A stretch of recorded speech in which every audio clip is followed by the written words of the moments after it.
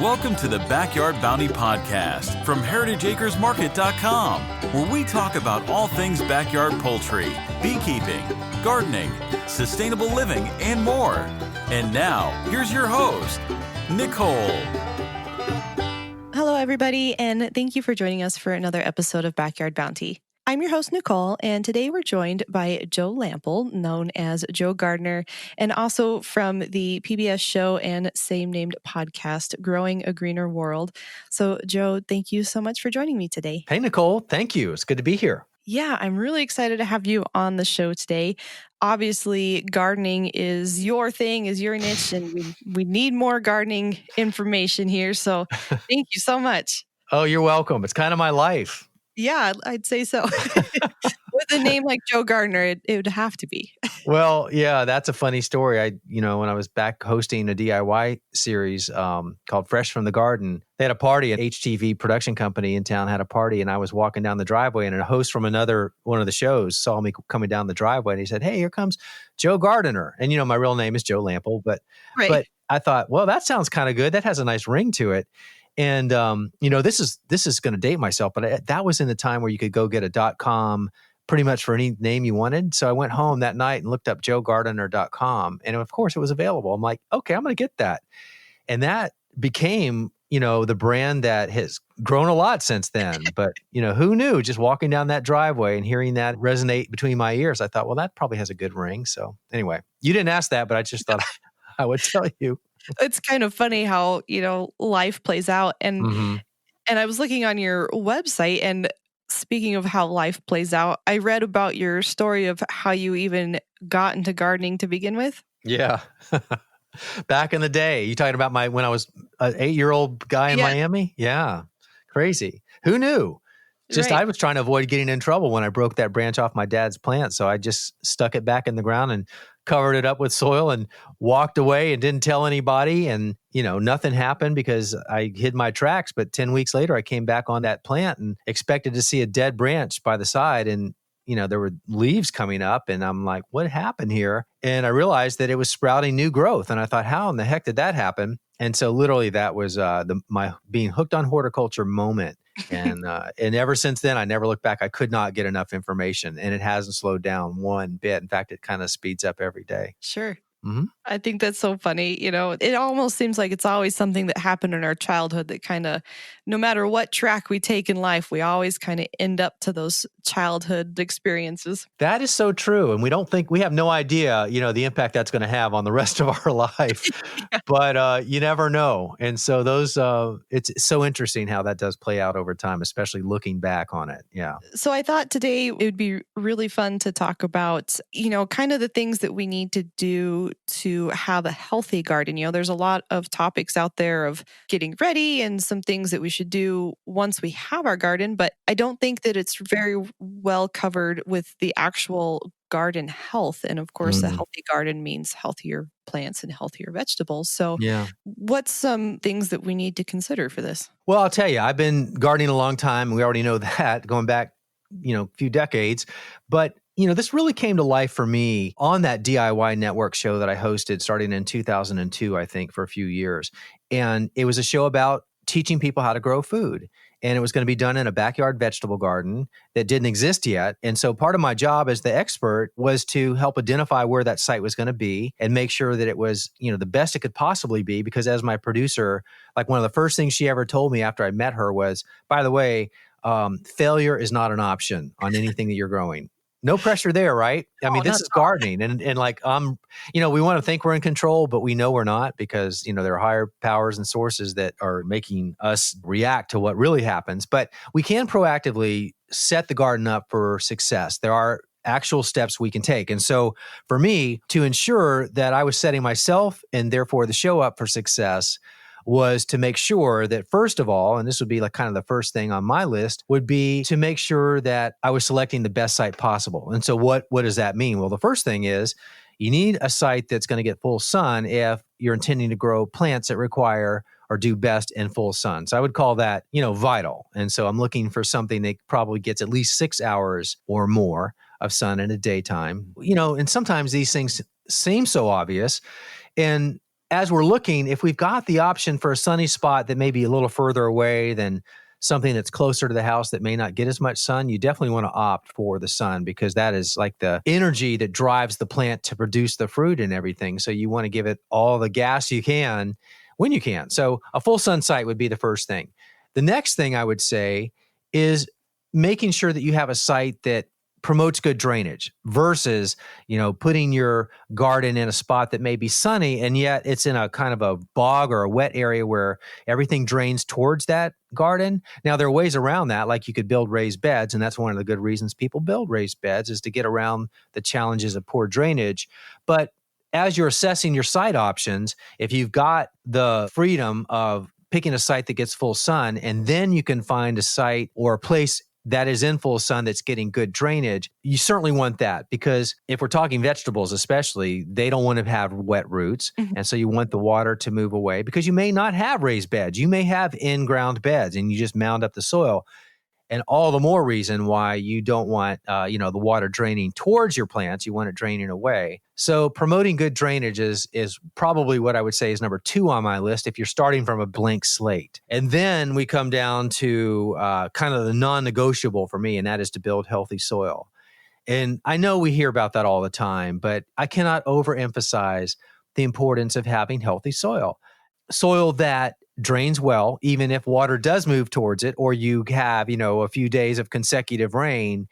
You've got to have an opportunity so that soil is loose enough and has enough airspace and pore space so that water isn't just going to sit there because it can't get out.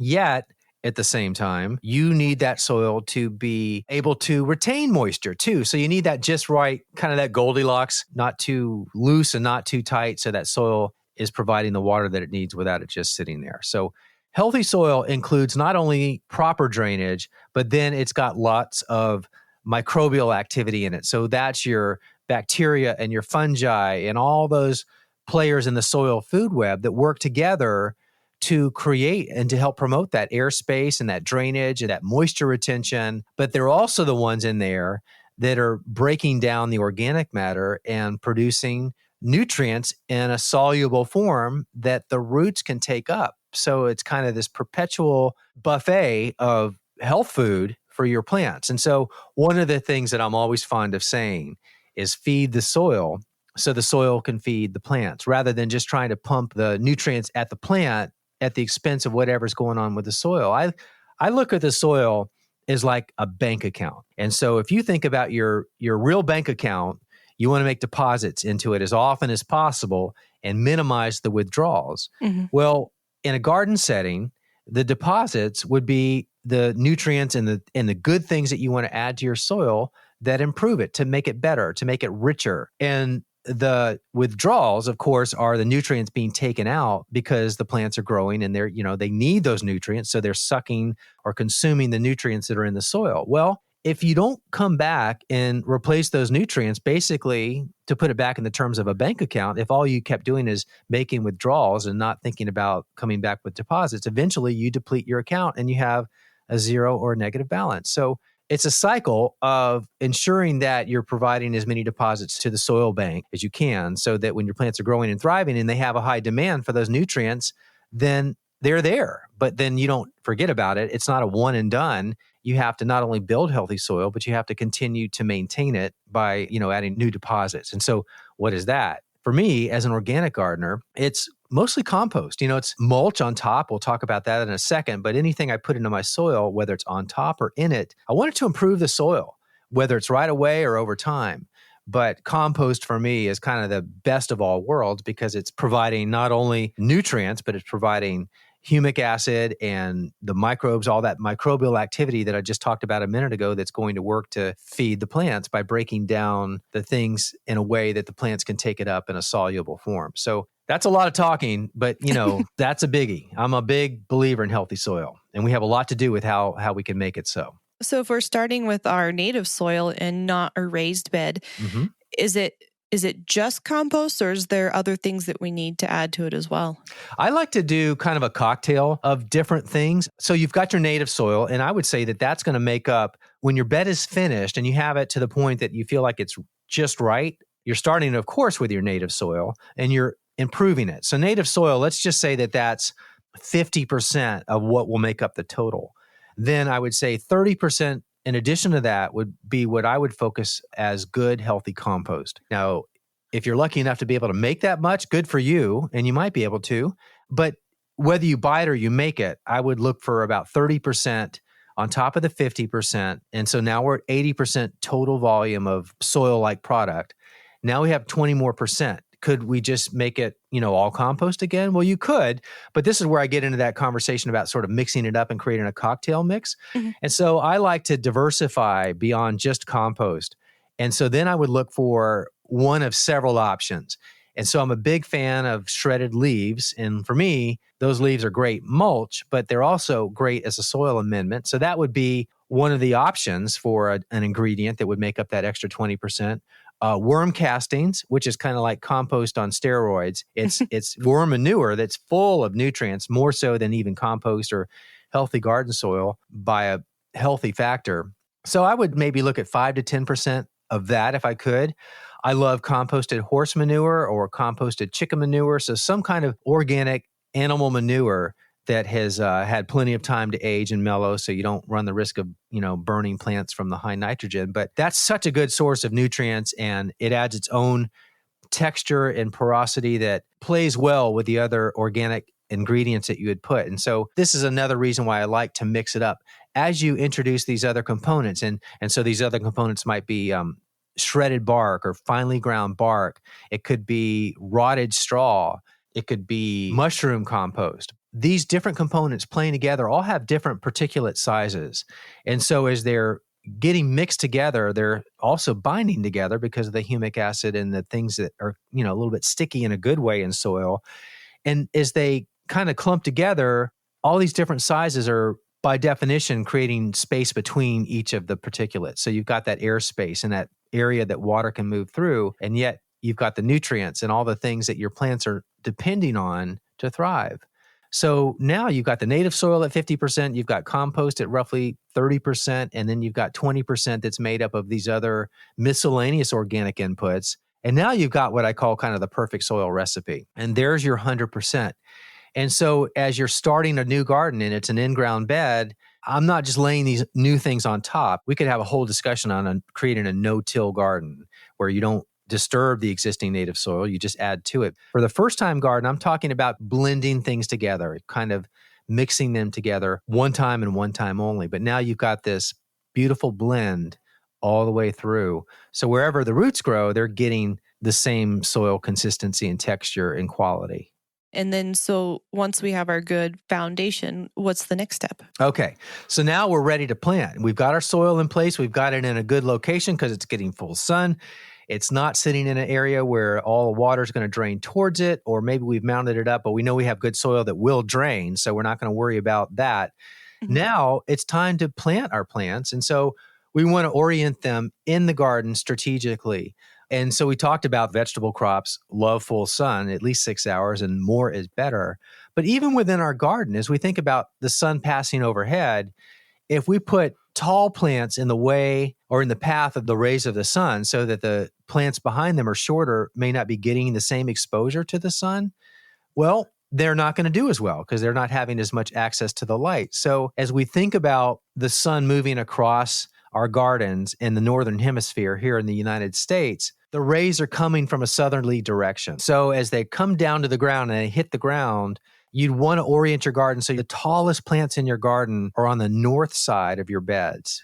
And so the middle-sized plants, assuming they're kind of tight together in a bed, I mean, if you really have a spacious garden, you can spread everything out. Sure. This part really doesn't matter as much. But a lot of homeowners, they don't have unlimited space. So they've got to work within the parameters that they have. And so they need to be thinking strategically as they make their plantings. And so, as I said, as the sun's coming down from a southerly exposure coming across our gardens, the tallest plants we would place at the back of the garden, which would be the north end. Then the mid-sized plants would be in front of that.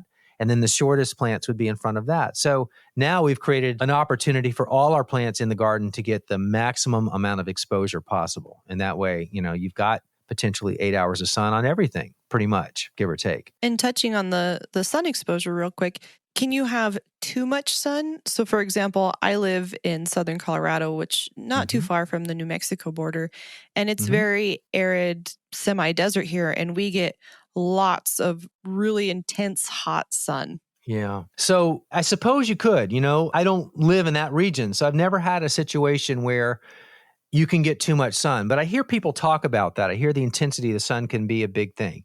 I would say mature plants probably, I don't know that that's all that common, but I can see it very much being the issue when you're planting seedlings Hmm. at the start of the season. They've grown either in a greenhouse or they've grown indoors and they haven't been hardened off probably. And so you have to acclimate younger, tender plants to that intensity of sunlight. And that's a real thing. That is absolutely a thing. And so shade cloth is my big thing for that. And here, even in Atlanta, Georgia area, I'm doing that all the time at the change of the seasons with new seedlings. Not only am I hardening off by I'm giving them more exposure to sun every day if they've been growing inside my house from seeds, I'm just easing them into that sunlight a little more every day over about a 10-day process. But even then, when they're ready to go into the garden, after they've even been hardened off, I'll put them into my garden beds. And for about the next week, I'll have like a 70% shade cloth over those plants. So they're getting sunlight. They're just not getting full on sunlight all day. And then I'll start to, peel away the shade cloth and give them a little more light. And so it's very much a hands-on thing. And it would be for anybody that adopts that process. But I will tell you this too, your plants will reward you for your efforts. I mean, they settle in really nicely. They don't experience any setbacks from burned foliage, because if you didn't take those steps, you run the risk of the foliage burning, and that may not kill the plant, but it will set it back from a productivity standpoint a couple weeks. And if you're racing the clock, like I imagine where you live, your growing season could be really short, Hmm. or shorter than mine for sure. So you want to make the most of that time once you're past your frost-free date, for example. So I think it's well worth investing a little extra time with shade cloth or, row cover supported over hoops, just to break the intensity of that sun for a little while, just long enough for it to really realize it's out there in the sun and what's ahead, and acclimating it over, a week would probably be, probably a fair length of time.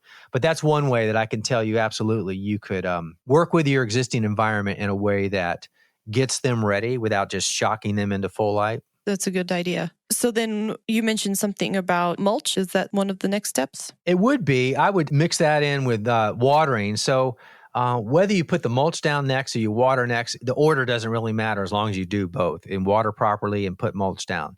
Watering is important in that we do it properly. And so how would that apply in a vegetable garden? Well, where you are, where it may be very arid and dry, it may be okay to get away with overhead watering anytime you want, which is taking your hose or your orbit sprinkler and just letting it overhead water, and it's just soaking the beds and getting everything wet.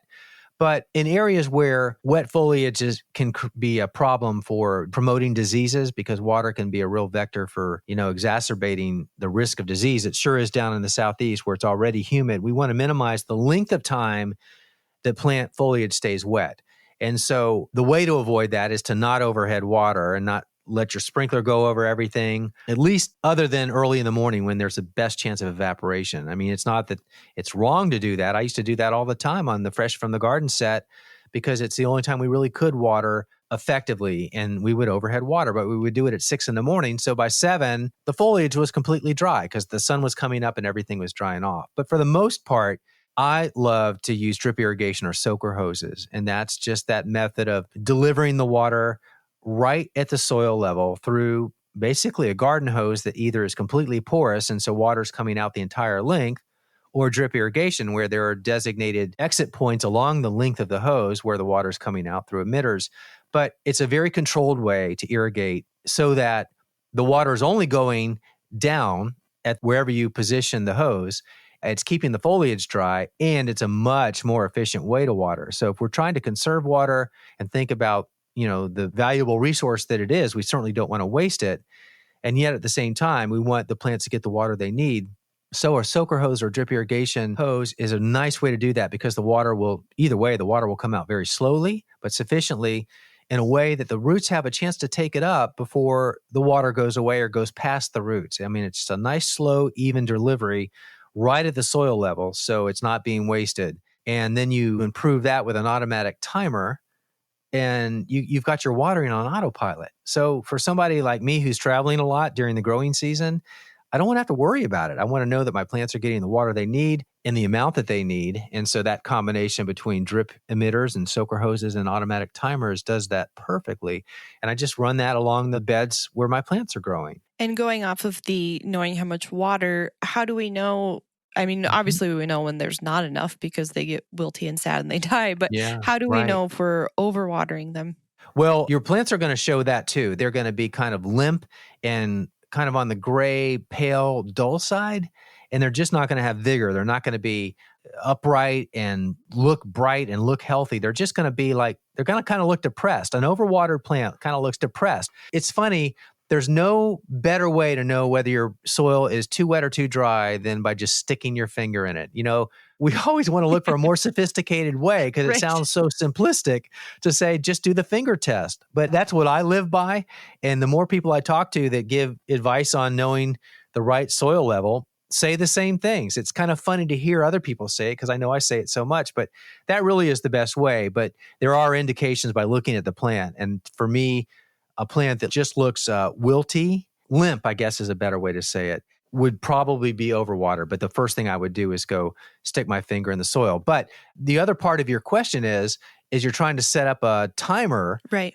How long does that go? Well, I just do the tuna can test. And so I put a tuna can under the path of the soaker hose of the drip irrigation. Then I time how long it takes for that can to fill up. And so that's mostly appropriate for a soaker hose where water's coming out the entire length of the hose. On a drip irrigation system, the emitter, that little round device that measures the amount of output per hour, they're actually made based on a predetermined volume of water per hour. So it may be an emitter that delivers 2 gallons of water per hour. That will give you a good indication because it's just right there already on the emitter. But you may still want a better visual for that and have some device to collect that amount of water around your plants to see if that really feels like the right amount. So, you know, these are guidelines that we go by when we talk about ways to know. And then you got to just go with what you think is right based on what you know, and then gauge how your plants are responding to that. And then you make adjustments because those are not precise measurements. And it's hard to really know until you give it your best guess. And then you follow up with monitoring it and make adjustments once you have a chance to assess the performance of that. Sure. And then there's probably days, I assume you have them too, where, you know, rainy days or days that were extra windy or overcast or something, and then you have to just change it up even more. You do have to change it up if you've got that time and that accessibility. And more often than not, I don't change it up because, you know, I'm just not that around that much. Sure. And so this speaks back to another reason why it's critically important that the soil that you create drains really well, and why you don't just use native soil. For a lot of people in the States, especially in coastal regions or inland from coastal regions, the soil is really heavy. And so the soil can hold a lot of water.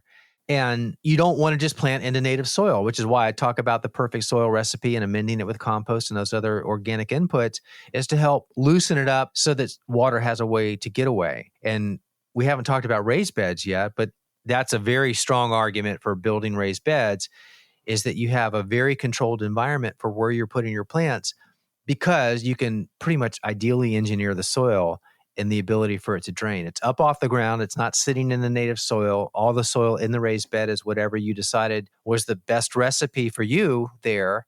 And in my case, here in my garden here in Atlanta, I've got 16 massive raised beds, 18 inches high, and they never flood. They never, ever, ever flood, and yet they rarely dry out. So I've kind of tweaked the soil mix over the years to give it the perfect combination of the Goldilocks, you know, just right method. So even when it rains and I have the automatic timers on, they don't have an override that shuts them off. If it rains, it still delivers the water, but my plants never suffer by being overwatered either. Sure.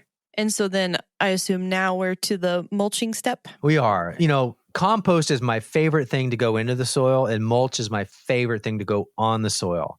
And so for me, mulch is magical as compost is above the ground. Mulch is any organic material that you can put over the soil surface that blocks the light.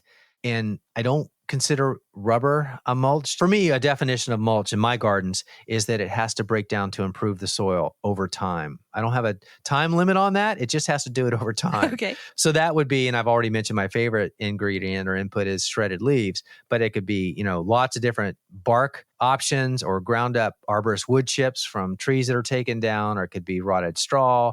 It could be compost. It could be grass clippings. It could be a number of different things.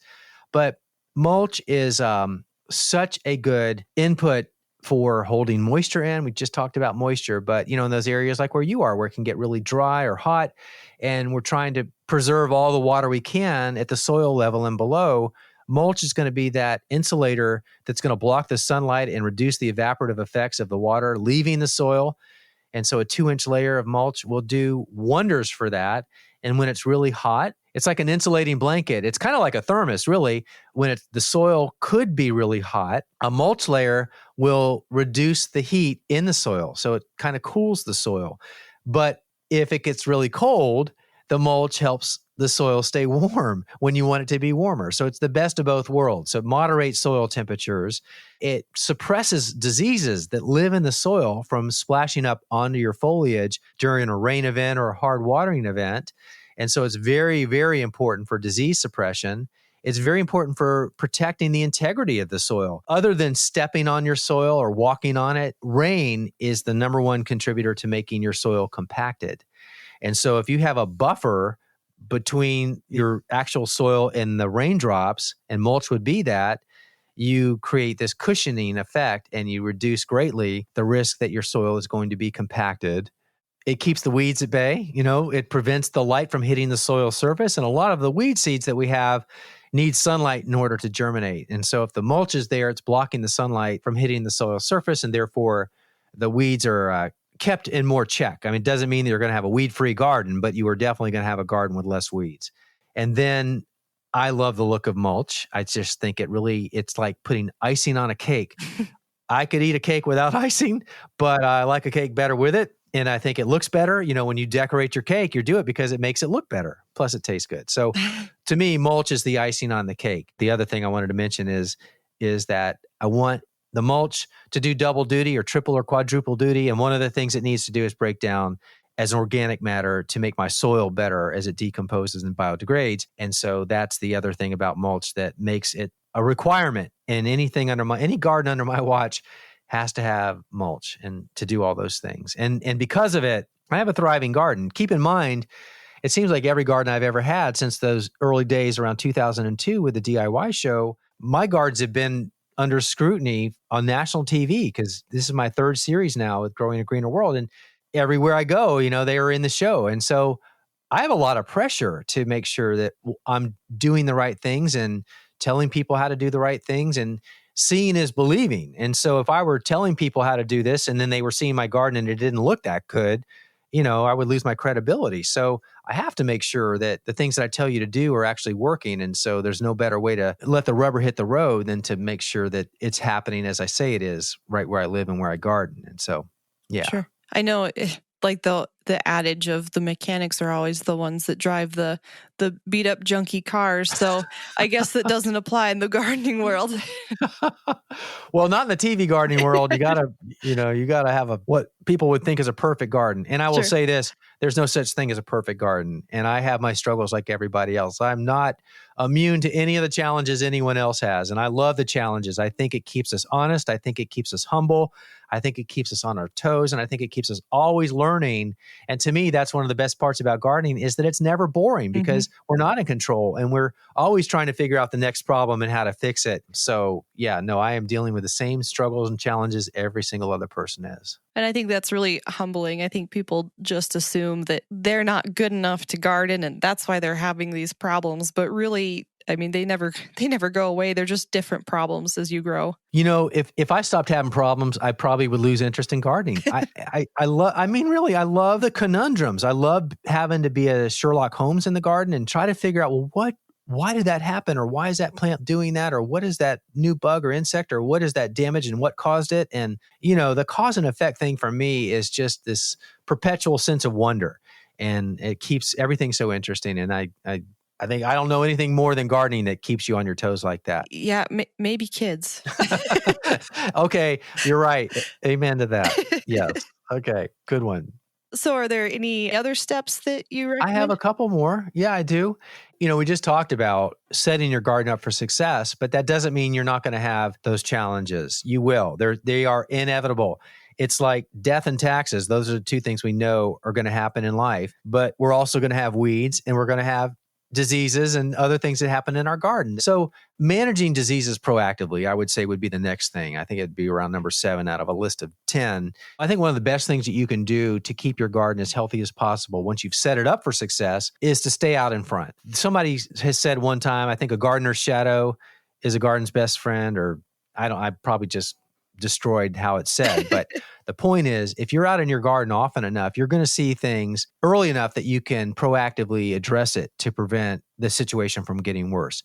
And so that would apply to pest problems before they get out of hand. You might, hand pick off the few that are there right now to the point that you break the cycle and before they have a chance to, multiply in mass. And it certainly applies to diseases for sure, because, once those spores are in your garden and they have a chance to blow around, it's next to impossible to cure. Once your garden is infected with various diseases, they're usually not curable. The best you can hope for is to slow down their spread. And when you're out in your garden often enough and managing it proactively, you're looking for those subtle changes before they get to be significant or severe changes. And you react by removing those diseased parts of your plants out of the garden and getting them out of there and removing those spores. Or if it's the pest, you're squishing or you're putting row cover over those plants as you see the cabbage butterfly flittering above your brassicas.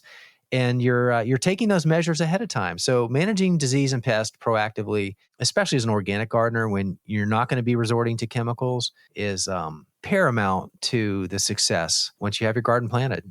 So how do you do that when you travel? Do you have somebody that helps you with your garden? Yeah, that's a really good question. I don't typically have anybody that helps me with my garden. I'm very hands-on when I'm here. And so my trips, I never try to be away more than like 3 days at a time, 4 at the most. And the thing I do every time before I leave town is I make that patrol through the garden, checking everything that I can, knowing that I'm going out of town. I'm extra vigilant before I go.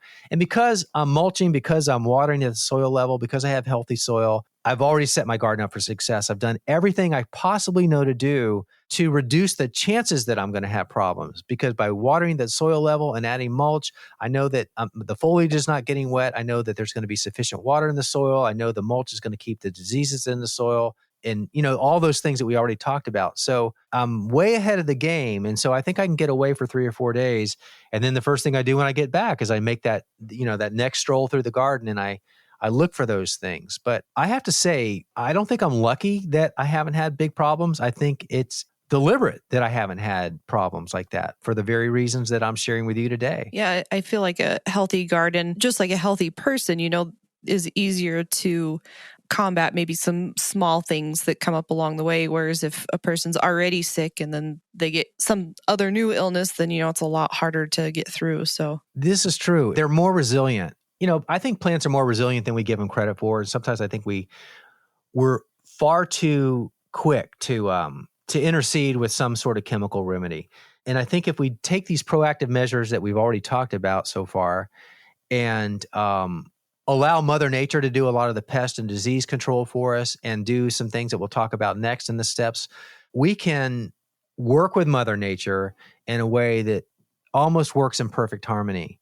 And if we're patient and we allow some tolerance and we have some threshold level of the fact that it's okay to have a little damage, if we know that in time, the beneficial insects will move in because we haven't, taken measures to kill them through non-selective pesticides and so forth, they are going to be there and they're going to move in and they're going to help us.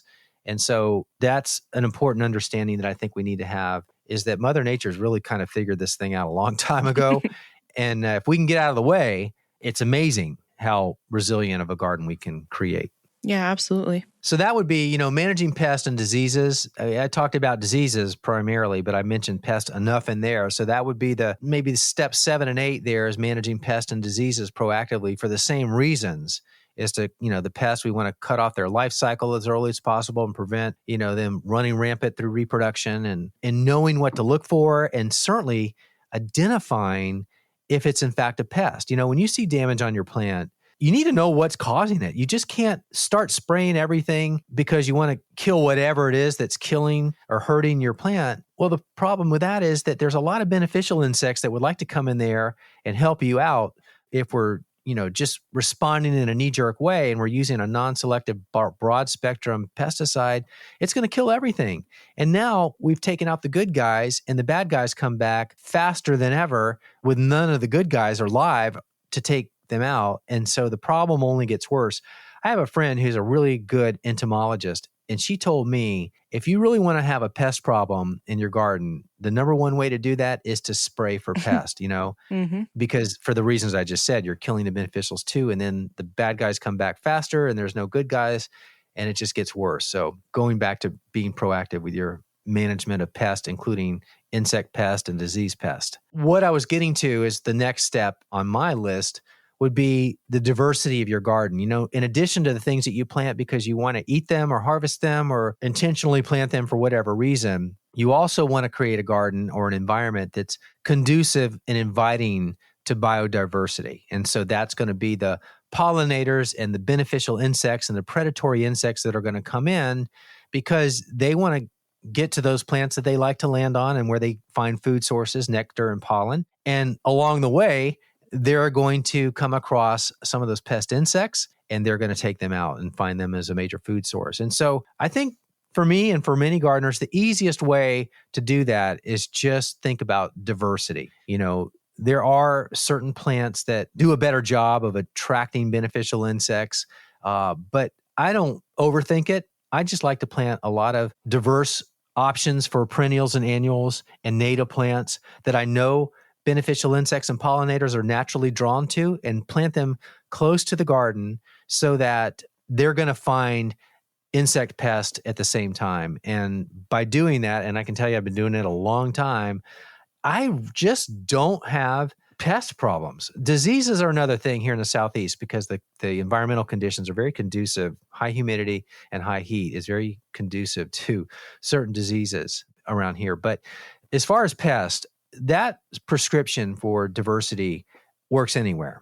And I think it makes your garden look better. I think it's a healthier garden and just, there's Mother Nature's forces moving in to do a lot of that work for you. So that would be next to the last thing that I can think of for creating a healthy, diverse garden. And I know you said not to overthink it, but do you have any kind of go-to plants that you like to add to your garden for the biodiversity?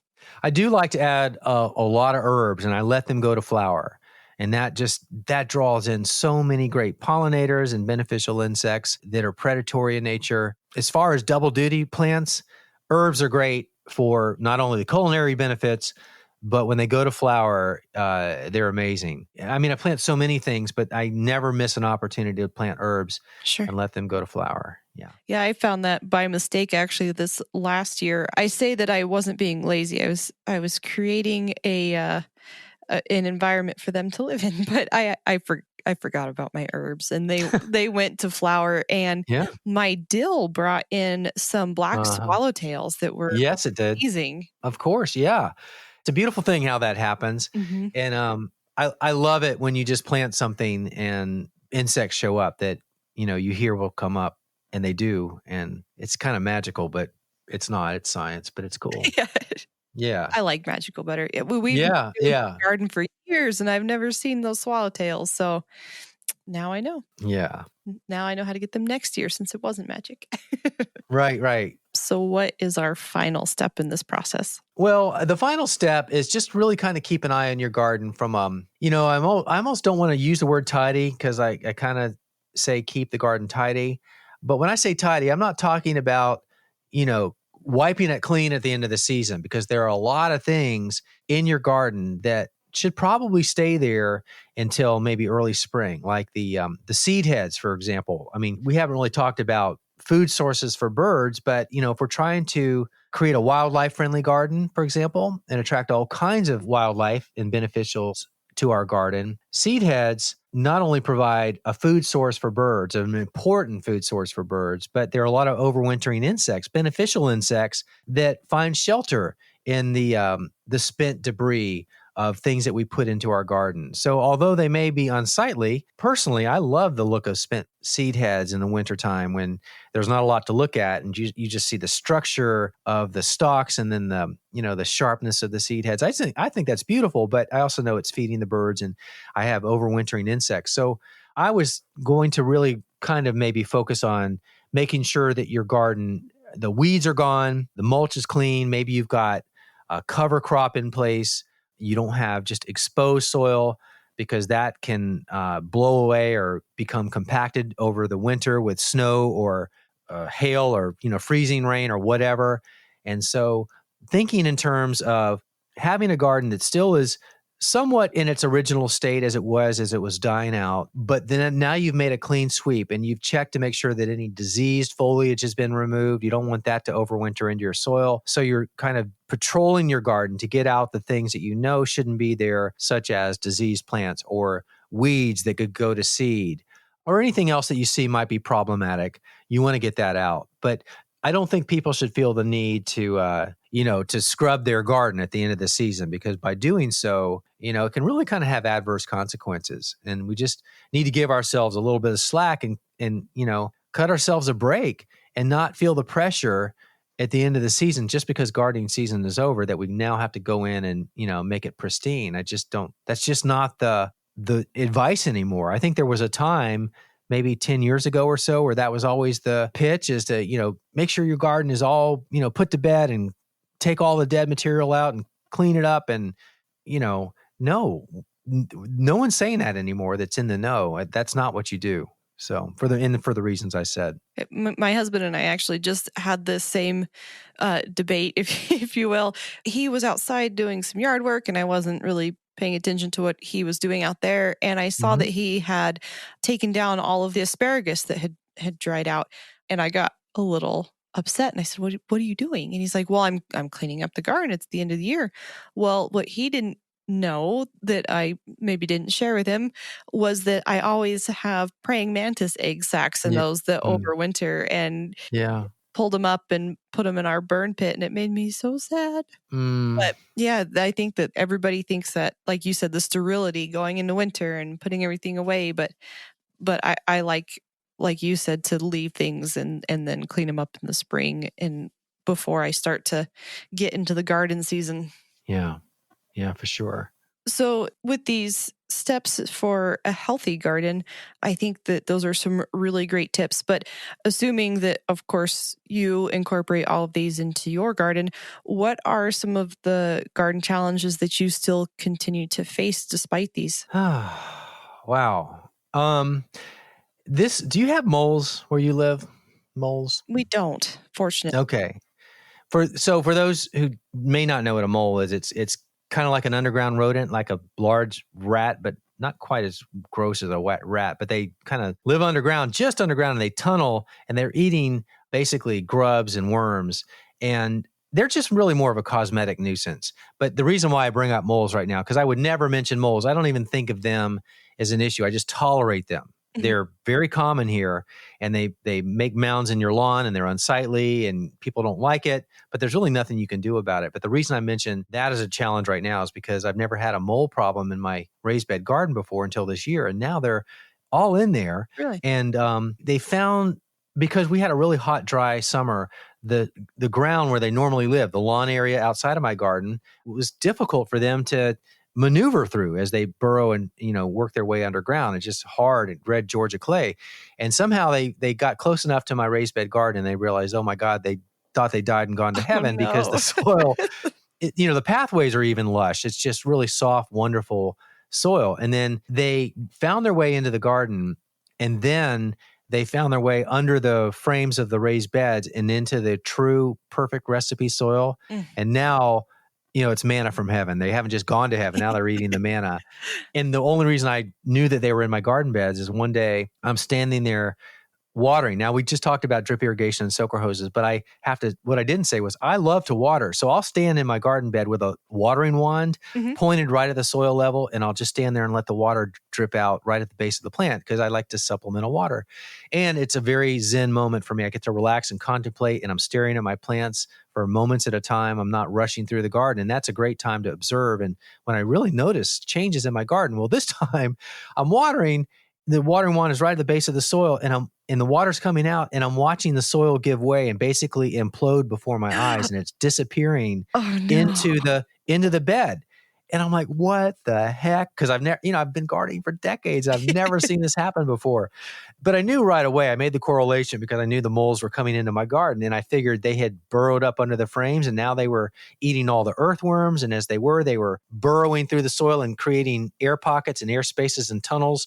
And so as water was hitting the surface, it was pushing the soil into those void spaces, and it was literally imploding in the soil was just disappearing before my eyes into those voids, and it was happening in every bed. And I'm like, oh my God, what am I going to do? And there's really nothing you can do. I'm not using poison. And so it can be problematic in that they can disturb the area around your plants where the roots are. And long story short, it wasn't a severe issue with the loss of crops.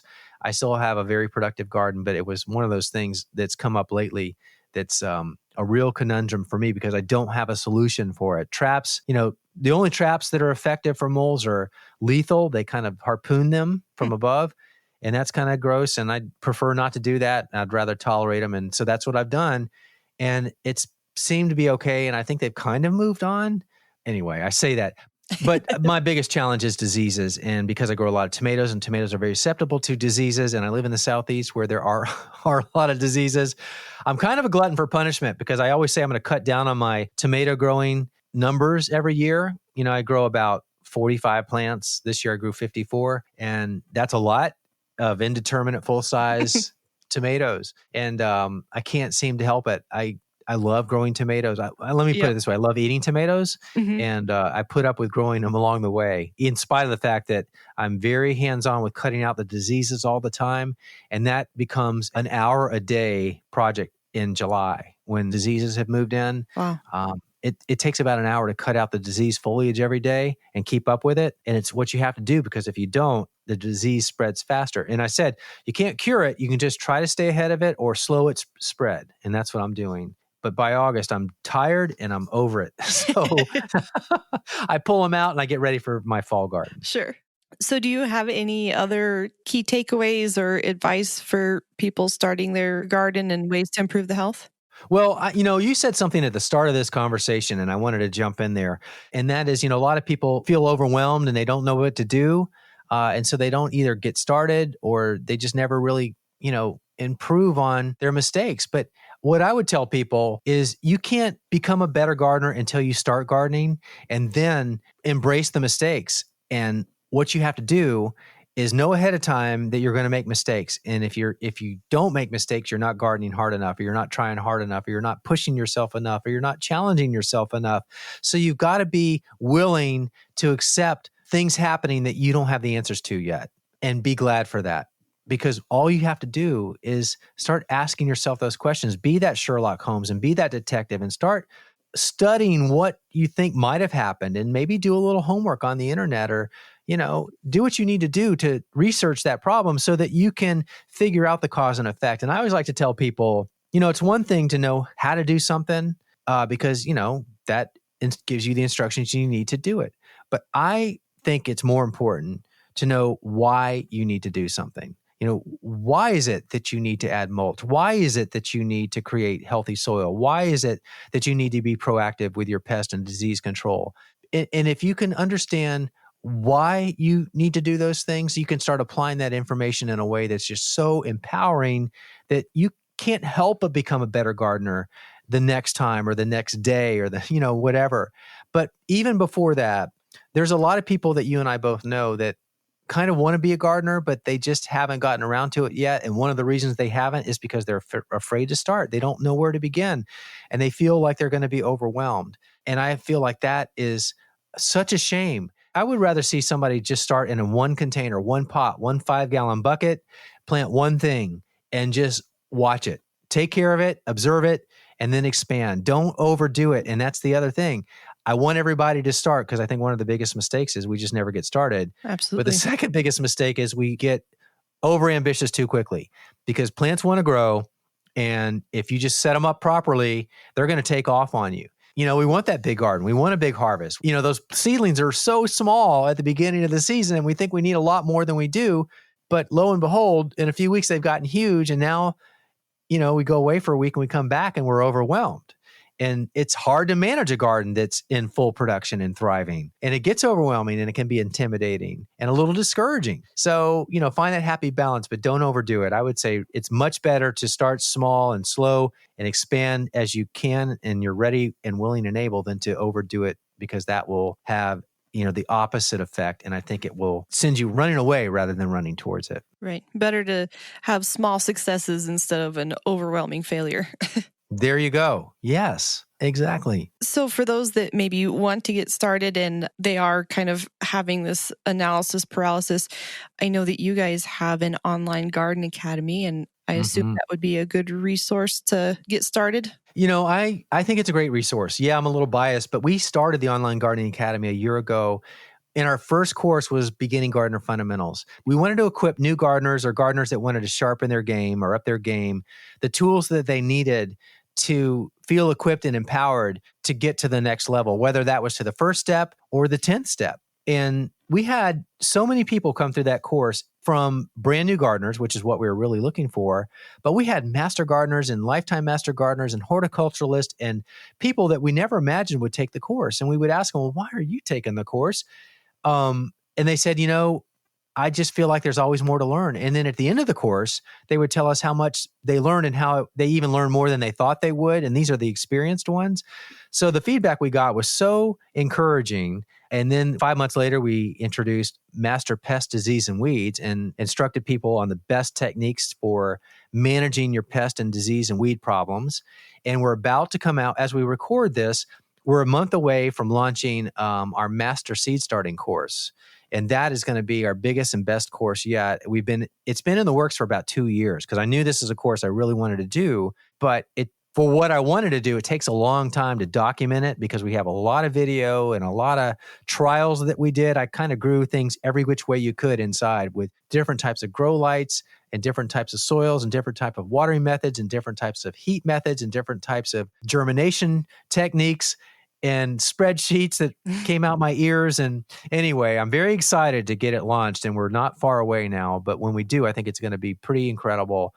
I don't think there's anything even close to it out there now. So that'll be out there. And if people want to know more about the Academy or just to learn more, it's simply joegardener.com/learn. That takes you right to the course page and you can look around there and discover some cool things. And we add to that 1 or 2 new courses a year. So we're very excited about that. And the feedback has been amazing.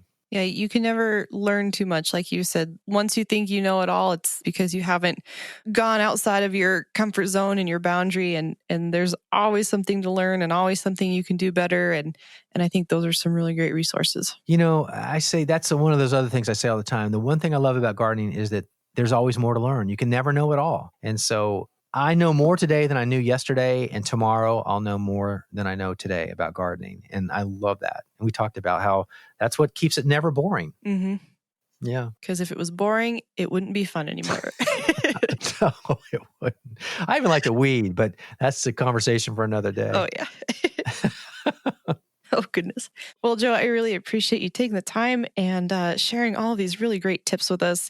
I know I'm definitely going to focus on incorporating some into my garden this spring. So thank you so much. Oh, you're really welcome. I'm excited to hear that. And thank you for having me as your guest on the podcast. I really appreciate the opportunity. Absolutely. It's been a joy. Thank you, Nicole. And for those of you listening, thank you so much for joining us for another episode. And we'll see you again next week.